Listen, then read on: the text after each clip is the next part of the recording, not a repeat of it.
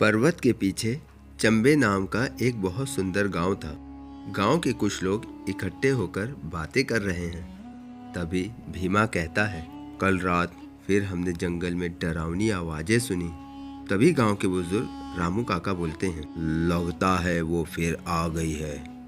भीमा कहता है, कौन आ गई है रामू काका, और ये किसकी हंसी और भयानक आवाजें जंगल में सुनाई देने लगी है? रामू काका बताते हैं, बहुत पुरानी बात है। जब मैं छोटा था तब ये सब घटनाएं अक्सर गांव में होती रहती थी। तब सभी गांव वालों ने एक बाबा को बुलाकर इस समस्या का समाधान किया था। वो बाबा चुड़ैल को पकड़कर अपने साथ ले गए थे। जिस तरह की घटनाएं घट रही है, ये वही भयानक चुड़ैल है।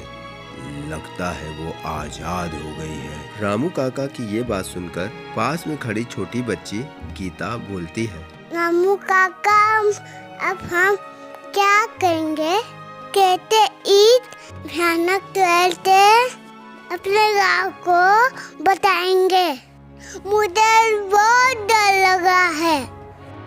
तभी अर्जुन वहाँ आ जाता है और गांव वालों की बात सुनकर बोलता है, मैं जाऊंगा इस जंगल में। ये सब बकवास है। चुड़ैल जैसी कुछ नहीं होती। ये जरूर किसी की शरारत है। मैं अपने गांव को इस समस्या से आजाद कराऊंगा। रामू काका बोलते हैं, अर्जुन बेटा, ये शरारत नहीं, एक बुरी बला है और तुम इसे किसी की शरारत समझकर अकेले जंगल में मत चले जाना। अर्जुन बोलता है, डर कर मुसीबतों का सामना न करना, ये हम सूर्यवंशियों के खून में नहीं है काका। मैं इसकी असलियत का पता लगा कर ही लौटूंगा। ये बोलकर अर्जुन अकेले ही जंगल में चला जाता है। कुछ ही देर में रात होने लगती है। अर्जुन जंगल में काफी देर तक घूमता है और सोचता है कि गांव वाले कितने अंधविश्वासी हैं। कहाँ है कोई चुड़ैल इस जंगल में। वो थोड़ा आगे चला ही था कि तभी उसकी नजर एक बड़े काले साए पर पड़ी जो उसकी तरफ आ रही थी। अर्जुन ये देखकर घबरा गया। उसके कदम अपने आप ही पीछे होने लगे और वो पेड़ों के पीछे छुपकर साए को देखने लगा। उसको यकीन नहीं होता है कि रामू काका की बात सच निकली। वो तुरंत वहां से भाग जाता है और भागकर नदी किनारे पहुंच जाता है। अर्जुन को तैरने नहीं आता है। वो सोचता है कि अब मैं क्या करूंगा। तभी वो देखता है कि वो चुड़ैल भी वहां आ जाती है और बोलती है, तूने क्या सोचा? तू इस जंगल से बचकर चला जाएगा? मैंने दूर से ही तुझे सूंघ लिया था। अर्जुन बोलता है, तुझे तो बाबा पकड़कर अपने साथ ले गए थे ना, तो तू वापस कैसे आ गई? चुड़ैल कहती है, मुझे तो सब पता है।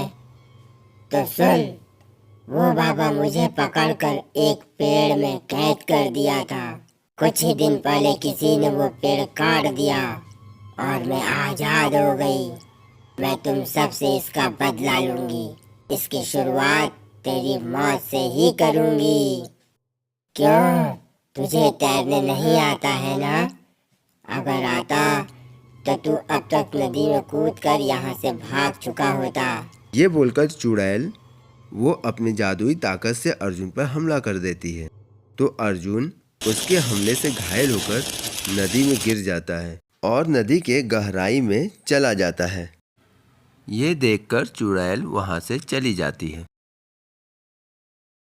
उधर जंगल के पास वाले गांव में लोग डर कर अपने गांव से दूसरे गांव की तरफ भाग रहे होते हैं। तो कोई मंदिर में जाकर छुप जाता है। वो गांव पूरी तरह खाली हो जाता है। तभी वो चुड़ैल बहुत बड़ी और डरावने रूप में उस गांव के अंदर आ जाती है और सबके घरों में आग लगाने लगती है।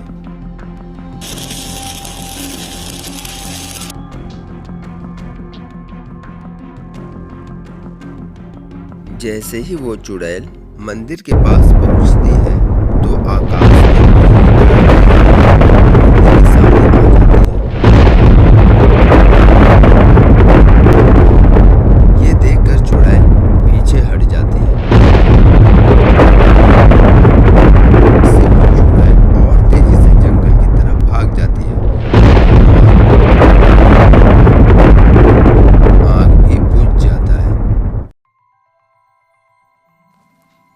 इधर नदी में से एक सुंदर जलपरी बाहर निकलती है और अपने जादू से अर्जुन को नदी से बाहर निकालती है।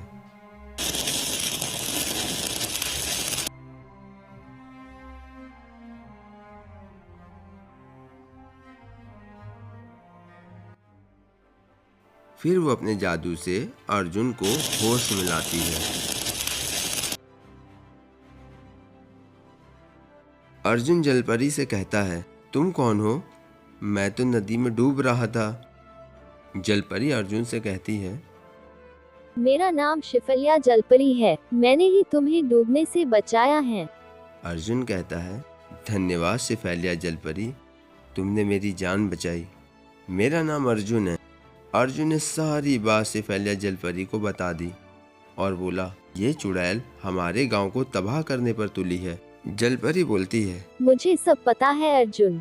उस चुड़ैल को हराना आसान नहीं है, लेकिन अगर उसे नदी के पास किसी तरह से लाया जाए तो मैं उसका सामना कर सकती हूँ। अर्जुन कहता है, तो बस अब यही करना है। हम उसे किसी तरह से नदी के पास लाएंगे, तुम्हारी मदद से उसे हराएंगे। परी कहती है, लेकिन सावधानी बरतना होगा, वो बहुत चालाक है। तुरंत जलपरी अपने जादू से अर्जुन को रक्षा कवच में घेर देती है और कहती है, ये मेरी जादुई रक्षा कवच है, इसको कोई नहीं भेद सकता। तुम उस चुड़ैल के हमले से बचे रहोगे। अब तुम कल इसी वक्त जंगल में से उसे यहाँ लाना, ठीक है? जलपरी के जाते ही अर्जुन अपने गांव चला जाता है। उस चुड़ैल का आतंक चारों तरफ फैल गया था। गांव में सभी बातें कर रहे होते हैं। रामू काका कहते हैं, जंगल के पास वाले गांव की क्या सूचना है? भीमा बोलता है, रामू काका, वो भयानक चुड़ैल उस गांव में आकर घरों में आग लगा दी थी, पर भगवान शिव की कृपा से सब बच गए। सभी बात कर ही रहे होते हैं, अभी अर्जुन भी वहां आ जाता है और बोलता है, काका की बात सच थी, वो एक भयानक चुड़ैल ही है। वो हम सबसे बदला लेने आई है। उसने तो मुझे मार ही दिया था, पर एक दोस्त ने मुझे बचा लिया। लेकिन भगवान ने चाहा तो कल उस चुड़ैल से हम सबको छुटकारा मिल ही जाएगा। रामू काका बोलते हैं, भगवान करे ऐसा ही हो बेटा, तुम्हारी बात सच हो जाए। अगले दिन सुबह होती है। अर्जुन कहता है, हे भोलेनाथ, मैं आपका भक्त अर्जुन उस भयानक चुड़ैल से अपने गांव को बचाना चाहता हूँ। मुझे अपनी शक्ति प्रदान करो प्रभु। और त्रिशूल लेकर जंगल की तरफ चला जाता है।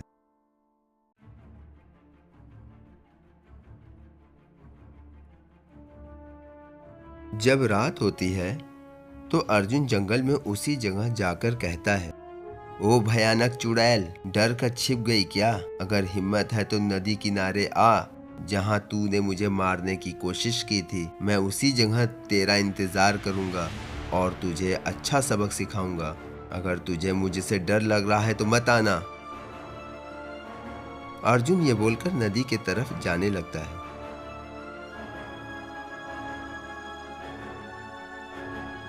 तभी चुड़ैल वहां प्रकट होती है और सोचती है कि इसकी इतनी हिम्मत कि वो मुझे ललकार रहा है। आज मैं इसको मारकर खा जाऊंगी।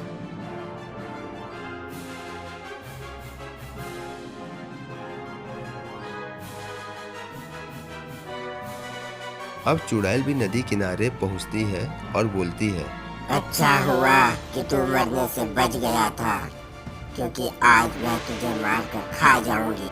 आज तुझे मुझसे कौन बचाएगा? उसी वक्त नदी में से जलपरी बाहर निकलती है और कहती है, मैं बचाऊंगी।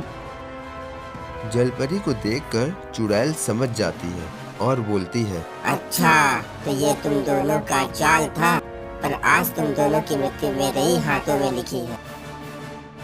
अब चुड़ैल अपना जादुई हमला पहले अर्जुन पे करती है, पर अर्जुन को जलपरी के रक्षा कवच की वजह से कुछ नहीं होता है। अर्जुन चुड़ैल से कहता है, ओ चुड़ैल, तेरे बस का नहीं है, जा अपने बाप को बुला। जलपरी कहती है, अर्जुन को हाथ लगाने से पहले ये जान लेते कि उसका दोस्त कौन है।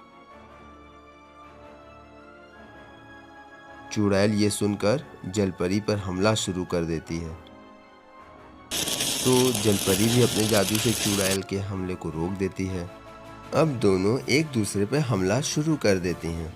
अर्जुन दोनों के बीच जादुई लड़ाई को देख रहा था।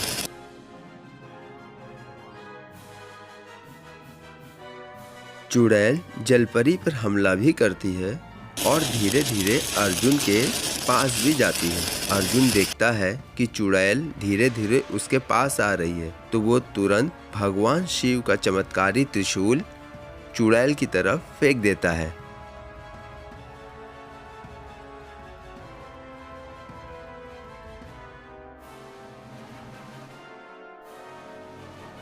जिससे चुड़ैल गिर जाती है और उसके शरीर में आग लग जाता है। उसी वक्त जलपरी भी उस पर एक ऐसा हमला करती है जिससे उस चुड़ैल का अंत हो जाता है। अर्जुन जलपरी को धन्यवाद बोलता है। शिफैलिया जलपरी अर्जुन से विदा लेकर चली जाती है। अर्जुन भी ये सूचना गांव वालों को बताने जाने लगता है। उसके जाते ही उस भयानक चुड़ैल की 2 बहनें जंगल में आ जाती हैं, जो अर्जुन को बहुत गुस्से से देखती हैं। अर्जुन और गांव वाले भगवान को धन्यवाद करते हैं। उधर जंगल में चुड़ैल गांव की तरफ देखकर बोलती है, ज्यादा खुश मत हो गाँव वालों, हम अपनी बहन का बदला जरूर लेंगे।